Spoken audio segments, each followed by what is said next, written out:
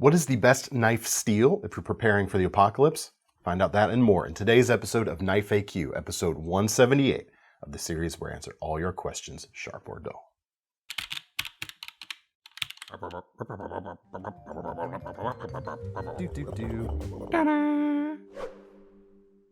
Hey everyone, I'm David C. Anderson coming at you from the KnifeCenter, and if you're new to this series, we take your questions in the comments section below these videos and pick out a few to answer. First one this week comes from Daibo Dese, probably. Here's a question: what's the point of a finger choil? I understand that it's used as a control point to get a better grip on the blade, but isn't that what the handle is for? I can kind of see the value on a folder where the blade and handle have to be roughly the same dimensions, so a designer can cheat by making part of the blade function as extra handle. But on a fixed blade, it seems redundant. I'm not trying to be contentious here, I genuinely want to know. Well, I did not take your question as being contentious. I did. You take a lot of things as being contentious, though. No, I don't. No, I didn't. I came here for an argument, he says. The internet comments section, however, may certainly have some things to say. Here's my view on finger choils in general. The smaller a knife is and the bigger a knife is, the more useful they can be. The stuff in the middle gets a little murkier size-wise. Stuff in the middle size-wise. What do I mean by that? Well, let's use as an example here a brand that is well known for utilizing the so-called finger choil. That would be Spyderco. This is one of their latest releases, the Lil Native in Spy 27 steel for about 183 bucks. And as you can see, there is this area spanning the leading edge of the handle and the backmost edge of the ricasso, forming an index finger groove. That is what they call the finger choil. Even though, if we want to split hairs here, and why not, let's do it, a choil, shown here on the Becker BK16, actually intersects the blade edge itself. And that right here is a traditional, sharpening style choil, which is where the term finger choil kind of derives from. You're not actually crossing the edge here. So is it actually a choil, or is it like a ricasso grip? I don't know. That is a question we will never be able to settle today. So we're going to ignore it. Ignore what? How about that for a magic trick, huh? Here's what I mean by on the small or the large side. This is, of course, a small knife. The blade itself, from tip to the leading edge of the scale, is only about 2.5 inches, just under 2.5 in fact. The thing that a finger choil, quote unquote, gets you in this type of scenario is a knife that folds up quite small. Actually, what is the closed length? Don't have that spec here, but we're talking 3.5 inches, near as much as makes no difference. And yet when it folds open, you've got enough space for all 4 of your fingers. Yeah, you're giving up a little bit of edge, but instead of having this be a roughly 3-finger knife, by getting all 4 fingers on there, you can really maximize the utility and power you can put behind that shorter amount of edge. And there are instances where for me, that feels like a better use of my energy when I'm actually cutting something. It feels like I'm getting more out of the knife. And it allows you to have something that folds up very small and yet can cut like a bigger knife when it's open. Now, when you get on the bigger side, for instance, the Condor Polar North machete right here. Longer blade, almost 12 inches, big flaring thing, so it's got a lot of weight carried out forward towards the tip. A broad finger choil on the blade here can allow you to balance that knife out if you need to use it in a pinch for smaller work.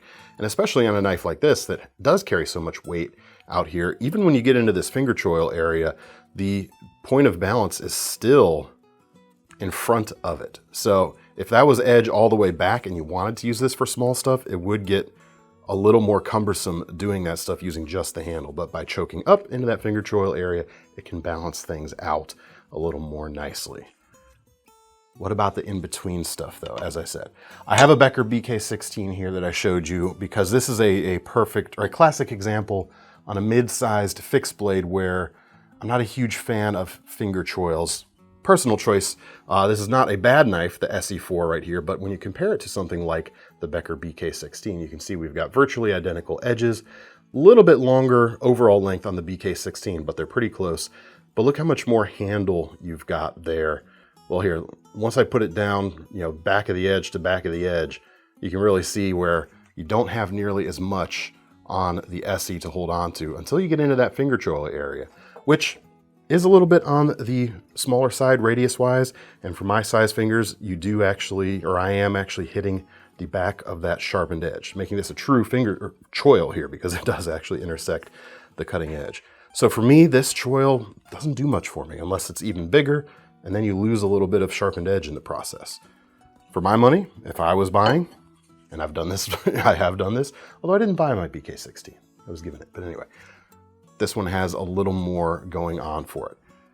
That's my personal take. If you have smaller hands, it may not make as much of a difference. I do have slightly larger than average hands. The SE4 is certainly a fantastic and well-proven field knife at this point. Not trying to drag it through the mud. But back onto the folder side of things, and back to Spyderco, this is a perfect time to talk about this too. The Shaman versus the Bodacious. Both very similar knives. In fact, I've seen videos of folks online showing that these handles are actually interchangeable. The hardware, the lock, and the geometry, everything inside the handle side is the same, basically. So that's pretty interesting. Here you go. You've got the same overall length. You've got more sharpened edge and more handle in a standard grip on the Shaman, or on the Bodacious, than you do on the Shaman. For me, the ergonomics work a little bit better on it.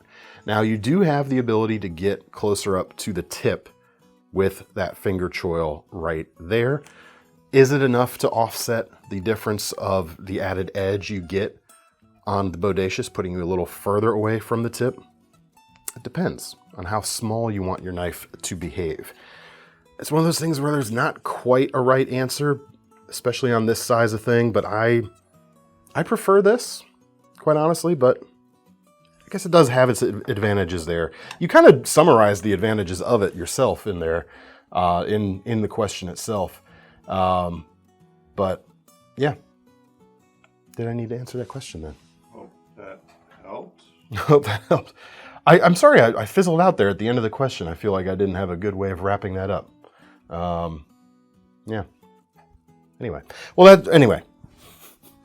As with anything, your mileage may vary. People's hand sizes are different. But for me, I like a finger choil on smallish knives and biggish knives. In-betweenish knives, it's less of a clear-cut yay or nay from me.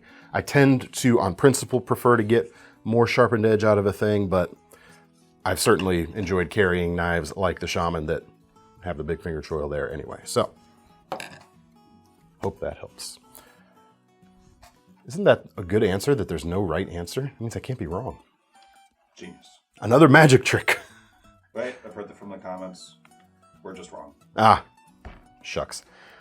All right, next question comes from user UD8TZ2WP4W. We should backronym that and pretend it says something. Hey, DCA and Thomas. In an apocalypse, would it be better to have a beater knife that is a softer steel that can be sharpened on many surfaces in the apocalypse, or having a harder blade steel that would last you a lot longer, but once it gets dull, is harder to sharpen? Your thoughts, as always, are valued and sought after. Well, thank you, sir. So I want to, just because it's a pet peeve of mine, when folks say softer steel or harder steel, those things can be true, but I think the defining factor here is actually the wear resistance, or how long the edge actually lasts, which is affected by the hardness or softness of a given steel, but also by the actual composition. With that out of the way, yes, there is value. There's value to both. This is another one where this is an eternal question that we're never gonna, survive. What's the word? Determine here in a 20 to 30 minute video, but comment section weigh in, of course. I would say even apart from the apocalypse, this is a debate I hear all the time in survival knife circles, forums and that sort of thing. And it's exactly why you see knives like the Bushcrafter HC from LT Wright with 1075 steel. And they came out with this. They, advertised it as, being able to be sharpened by improvised methods, whether it's, what's the word? Rock. Or even like they did it in their parking lot. I think they sharpened it on a, what's the thing when you park in the thing in front of your car so you don't run over the sidewalk? Curb. Not the curb, but like the freestanding one. Standalone curve. Comment section knows what I'm talking about. But anyway, concrete, for lack of a better term. Yeah, I think whether you go with a easier to sharpen steel or a harder to sharpen steel, either can be, aided significantly by stropping. And that's something that can also be improvised. You can strop with a leather belt. You can even strop with a pair of heavy blue jeans. Even does the job there. And even on harder steels, regular stropping can keep it from getting too bad where you actually have to go to the sharpening stage. But what is your folks' thoughts? What is your apocalypse steel of choice? Something like 1075 that you can sharpen anywhere, or do you want something like 3V or M4 that's crazy tough? I do think I would go with something that's got high toughness myself personally. I would not go with something like S90V or your M390s or anything like that hold an edge a good long time, but they are not as tough as some other steels. In this sort of post-apocalypse situation, I would want toughness. And yes, of course I'm taking this question way too seriously, because these are fun things to think about. It's not our most serious question, though. It is not our most serious question, however. We'll get to that. My personal choice, if I'm going with my apocalypse steel choice, I would go with something, there's a family of steels I like. Something like 14C28N from Sandvik or 13C26. Nitro V is very similar to 14C. AEBL, fantastic steel. The reason I like those, they're all sit in a very similar cross-section of traits, is they hold an edge pretty well. Not as much as your S90V, of course. They're very tough for a stainless, like very tough for a stainless steel. And they're stainless steel for that matter, which is also good. And they're easy enough to sharpen. They're very easy to strop back to a really wicked edge, non-trademark wicked edge. Maybe something like this, the Beg Knives Kronos Alligator from their Steelcraft series. It's like just over $100. You got over 6 inches of 14C28N and a really cool harpoon style blade shape and something that feels kind of like apocalypse ready, right? It's got a little bit of a stabby pokey in it, which could be useful in that sort of situation. And it's still got a general enough blade shape that you could use it for general camp stuff, survival stuff, bushcrafty stuff, because that's going to come into things probably. That'd be my choice. What about yours? Steel, and what knife would you like to see that steel on? If we're playing with the with everyone's set of blocks right now, what would you put things together to make your ideal apocalypse knife? Go. And why is it a fixed blade? Exactly. Next question comes from William Daly. I just picked up 2 new knives from you folks. Great service and fast delivery, but I have a question. Why is it that knives don't come with sharpening instructions, including angles? Is there a resource where this info can be found in one location? Okay, that's 2 questions. Thank you. The reason I don't think knives come with sharpening instructions, I'll address that part first, is there's too many different good, valid ways to sharpen. And you're inevitably going to make someone mad who thinks they know the right way to sharpen. And it's hard, like all the sharpening methods have the same kind of, philosophical reasons as to why they work or how they work. And it's hard to convey those kind of more abstract things in some kind of step-by-step process. We tried to do it. We do have a sharpening playlist. We'll link to that. It's always a good one. But that's why I don't think too many come with actual instructions, especially when you get to more expert level stuff. And regarding angles, one, I think there's a little bit of variability sometimes, especially places that do hand sharpening of their edges, which is great because you usually get a better edge, but the angle might vary by a degree or so sometimes. But ultimately, I think that it doesn't matter so much. Or the more I've used knives and the more I've sharpened, the less I'm concerned with matching whatever exact factory angle is on the blade, because it's just, I've learned to stop worrying about it and just love the knife and go forward with it. You're not, contrary to some folks, I know, especially folks early on getting into this hobby, think it has to be sharpened at that angle. You're not going to ruin the knife by sharpening it to a slightly different angle. And let's say you sharpen it, not as acutely as the factory edge. Guess what? You can go back and sharpen it again and make it more acute. So that's always good. And then is there a resource where this info can be found in one location?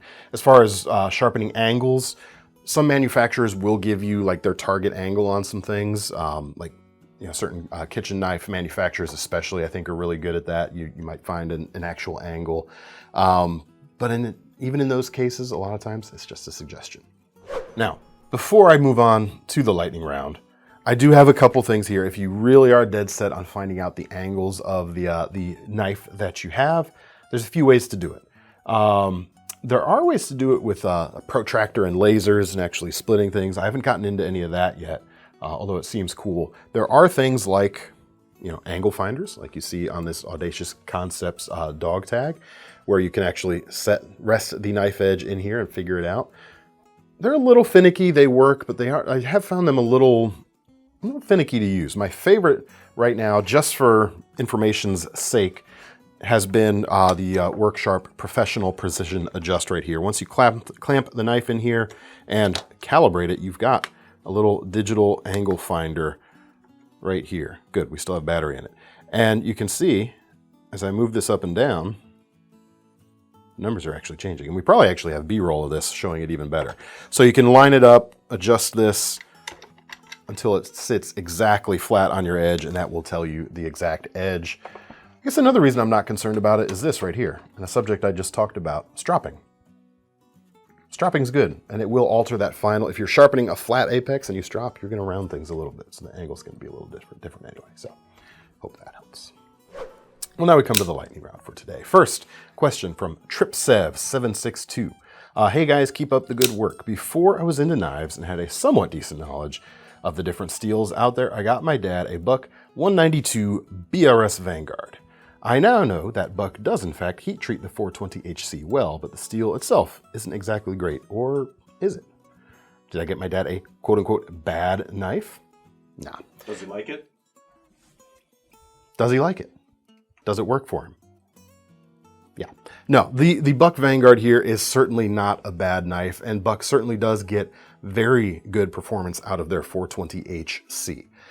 Is it the latest and greatest steel, like the cutting edge of metallurgy? No, it is not. But here's the thing. Even though, you know, steel, metallurgy and knife steel has certainly evolved by leaps and bounds in the last 100 to 50 years, deerskin hasn't changed in a lot longer than that. So we kind of touched on this when we talked about, you know, our steels, certain steels becoming obsolete. They may not be the cutting edge, but if it still cuts, it's still good, right? I have been on record as saying steel doesn't matter up to a certain point.